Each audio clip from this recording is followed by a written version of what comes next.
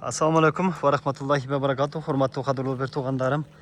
Qarаңыздар, Allah Taalamның жардамы менен, сіздердің дуаңыздар менен Бексултан агабыз аква айнектерини, главный эшиктерини коюп жатат. Ал эми өзгөндөн Тешвак жамааты 3 көчөнүн арактагы үйүбүздү бүтүп, Восток 2-1деги жалгызбой эжекебиздин үйүнө дагы ушундай маяктарын кое баштады.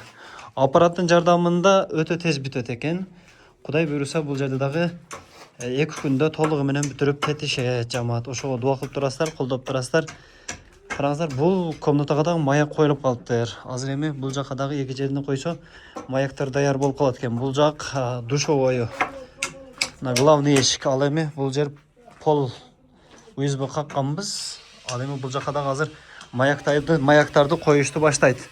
Дуа кылып туруңуздар, колдоп туруңуздар. Акванын ушул Восток Кызылкы 2-1деги, Восток 2-1деги ушул эки үйүбүздүн аквалары, анан ушул Тешвак жамааттарынын кызмат акыларын берип койсок, аквалар менен дагы Тешвак подобойго даяр болуп бүтүп атат. Дуа кылып турасыздар, 2 күнүн аралыгында колунда бар, мүмкүнчүлүгү бар бир туугандарыбыз колдоп коюңуздар. Буйруса сентябрга 4 үйүбүз дагы даяр болуп тапшырылыш керек болуп жатат. Ошого шашып жатабыз. Жакын күндөрдүн аралыгында умра сапарына кетип атабыз. Барганда баарыңыздарга Аллах жайып, чын дилден, чын жүрөктөн дуа кылабыз.